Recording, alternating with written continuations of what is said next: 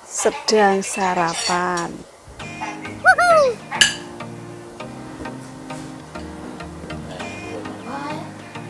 Ini ceritanya mau sekolah di musim dingin, jadi pakai jaketnya yang tebel ini. Baru sarapan guys.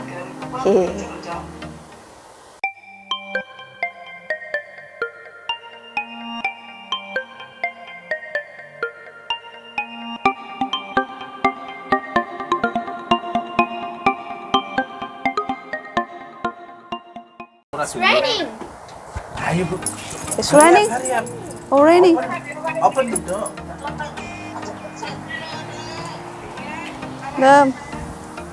Udah. Come on. Oh, hujan teman-teman.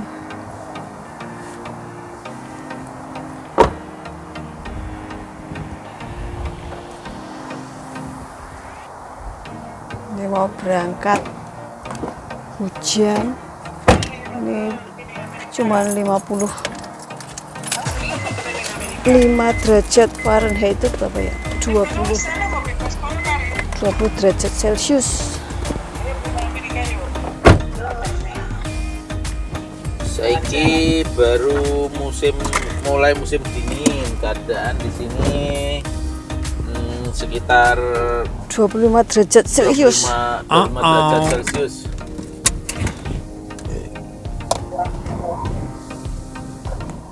Enggak. Belum dingin nih, baru mulai fallnya udah, musim gurnya udah mulai kemarin.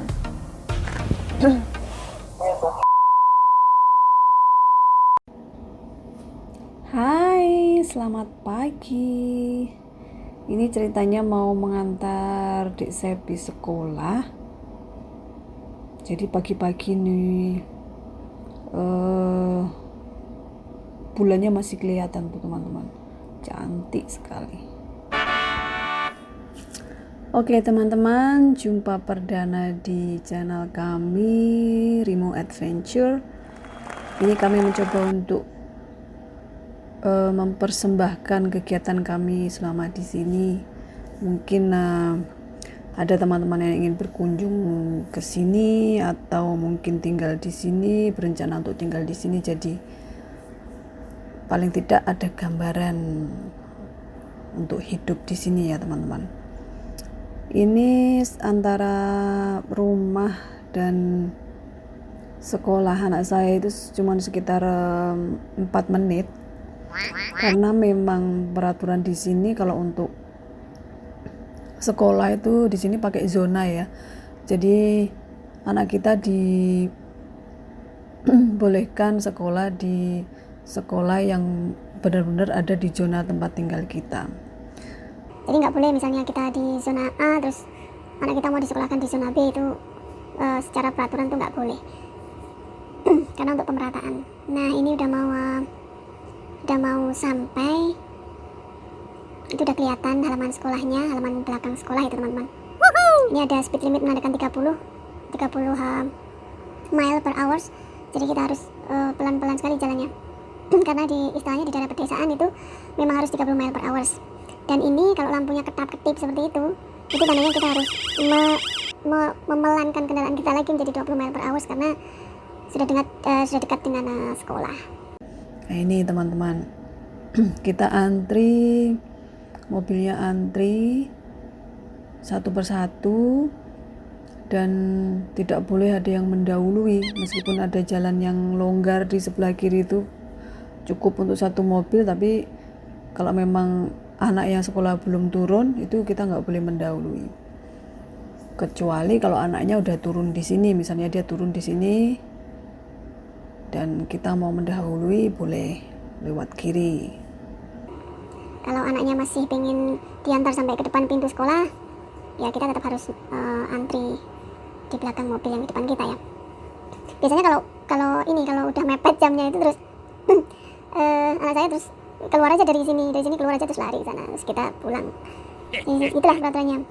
Jadi ada guru yang menunggu itu di depan sekolahan, istilahnya menjemput anak-anak sekolah datang, menerima tamu ya, tamunya ya anak-anak sekolah itu.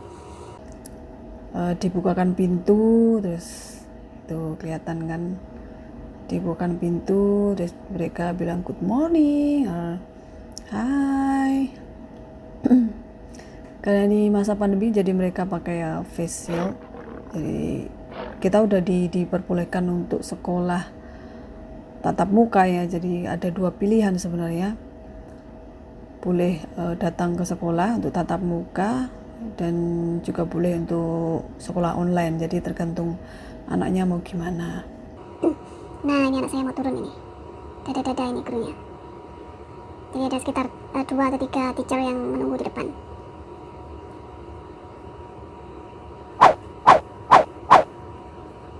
Kemudian setelah itu dia dibukakan pintu sama teachernya. Oke, kita pulang, bye. Oke, ini perjalanan pulang, itu ada tanda stop ya, kita harus stop meskipun nggak ada mobil yang lewat karena peraturan ya. Kita melewati kampung ini, ada perkampungan di sebelah rumah ya, di sebelah sekolahnya, di area sekolahnya anak saya ini. Kalau di perkampungan kita harus jalan 30 mile per hour, jadi harus pelan-pelan karena jalannya juga sempit, hanya bisa untuk, sebenarnya bisa 3 mobil sih, tapi peraturan aja kalau di kampung kita harus jalan 30 mile per hour. Nah ini rumah-rumahnya bentuknya seperti ini teman-teman, kotak-kotak itu kayak kandang toro kalau di Indonesia ya. Dan mobil itu tinggal di depan rumah, nggak ada pagar. Ini malah yang dipagari itu malah backyard, malah halaman belakang itu yang dipagari, karena biasanya mereka naruh petnya hewan peliharaan ya, kayak anjing, kucing, itu kan dibiarkan berkeliaran di belakang rumah, jadi biar nggak lari keluar ya. Tuh kan pagarnya itu malah di belakangnya ada yang pakai pagar gitu. Biasanya mereka ada reason tertentu dia bikin pagar, tapi kalau standarnya di sini rumah ya seperti itu, nggak ada pagarnya. Ini kita melewati jalan highway ini sebenarnya, highway 77. Jadi keluar ke jalan yang agak besar, itu ada dry clean, itu tempat cuci baju. Kalau kita nggak punya mesin cuci di rumah, jadi kita bisa nyuci baju di situ pakai koin teman-teman. Sekali nyuci itu ada yang $2, $3, $4, tergantung kapasitas ya. Dan cepet, paling cuma 20 menitan lah. Kalau yang gede itu 26 menit. Itu ada Brom itu tempat jual es itu, macam-macam es krim lah. Yummy. Taco Bell itu makanan Meksiko, Whataburger, aneka burger makanan Amerika. Yummy.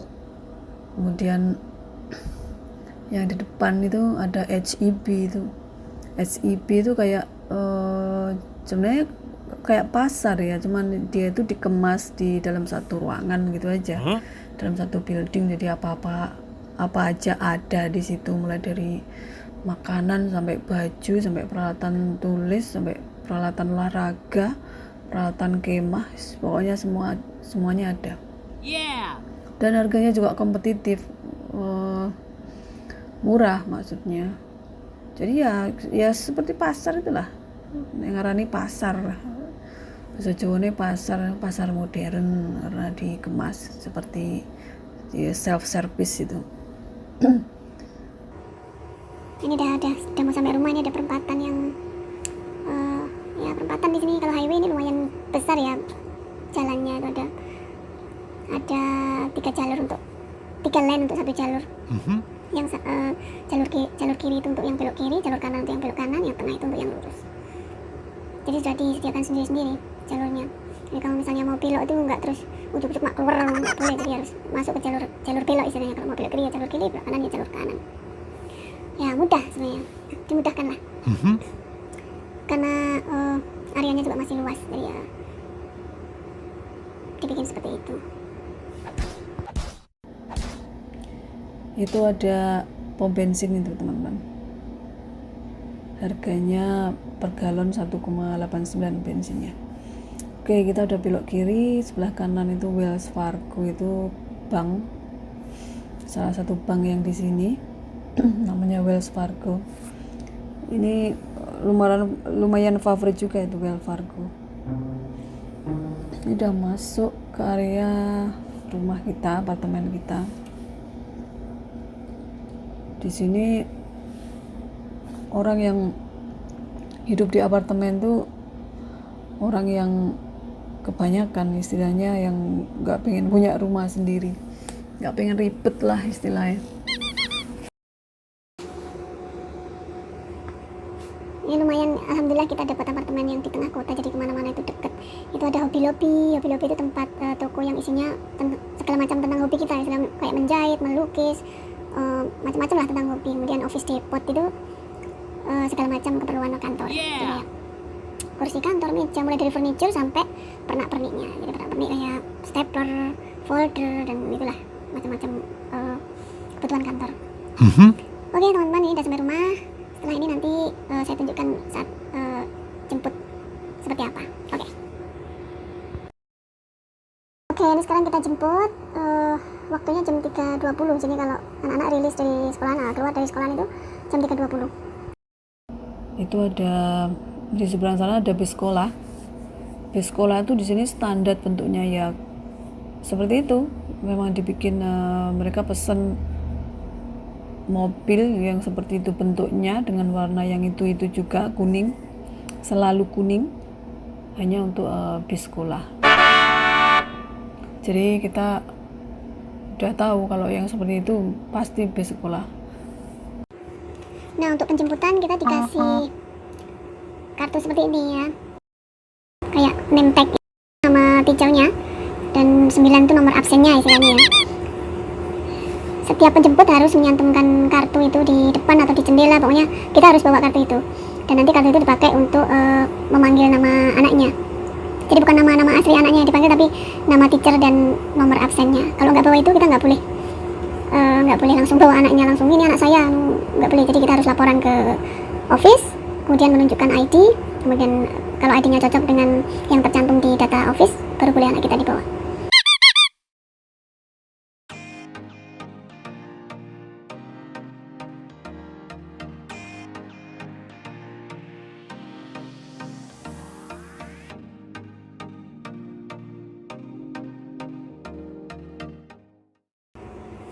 Memang untuk peraturan seperti itu mereka sangat mematuhi, karena sering juga ada penculikan anak-anak seperti itu karena mereka tidak didampingi oleh orang tua atau mungkin ya nggak tahu ceritanya seperti apa. Banyak cerita yang berbeda-beda sehingga anak sampai diculik, itu kidnap. Nah, ini salah satu pengamanan dari sekolah agar anak-anak kita tuh aman, dan mereka juga ikut bertanggung jawab melepaskan anak itu ke orang yang memang benar, ke orang tua yang benar dan ke kerabat yang benar. Oke teman-teman, itu cerita dari kita tentang gimana mengantar dan menjemput anak sekolah di sini. Jadi ada peraturan yang harus kita taati. Jadi tidak asal kita parkir di depan sekolahan terus istilahnya anaknya langsung kabur semua keluar terus nyari siapa yang menjemput, ya di sini nggak bisa. Jadi pihak sekolahan benar-benar bertanggung jawab dengan anak-anak kita, bertanggung jawab untuk menjaga sampai mereka itu di tangan yang benar. Karena kalau tidak ya mereka juga kena hukuman, istilahnya kena dapat peringatan kenapa mereka tidak mematuhi peraturan yang seharusnya dilakukan. Ya itulah bagusnya seperti itu ya, semoga itu bisa diterapkan di manapun istilahnya, mungkin bisa berguna untuk lain negara, karena bagus juga sih seperti itu untuk keamanan kita semua. Oke, mungkin di next video kita akan cerita tentang lainnya. Semoga bermanfaat dan sampai jumpa lagi di video selanjutnya. Bye bye.